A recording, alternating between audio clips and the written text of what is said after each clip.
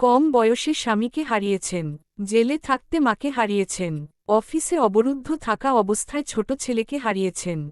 আরেক সন্তান 1000 মাইল দূরে লন্ডনে ছিল 1.5 দশক। এ ছাড়া নিজ বাসা থেকে তাকে বের করে দেওয়া হয়েছে। খালেদা জিয়ার জীবনের পুরোটাই ত্যাগ ও সংগ্রামে ভরা। খালেদা জিয়া চাইলে উন্নত কোনো দেশে বাকি জীবনটা আরামে কাটিয়ে দিতে পারতেন। তবে তিনি একবার বলেছিলেন, আমার স্বজনহীন জীবনে দেশবাসীই আমার স্বজন। আল্লাহ আমার একমাত্র ভরসা। আমি যেমন থাকি, যেখানেই থাকি, যতক্ষণ বেঁচে থাকব দেশবাসীকে ছেড়ে যাব না।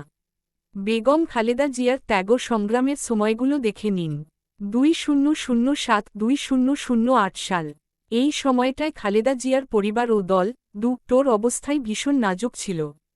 তার 2 ছেলেই দেশ ছাড়তে বাধ্য হন। বড় ছেলে তারেক রহমান ছিলেন হত। তিনি যান লন্ডনে। ছোট ছেলে আরাফাত রহমান কোকো ছিলেন অ্যাজমা রোগাক্রান্ত। তিনি যান থাইল্যান্ড ও পরে মালয়েশিয়ায়।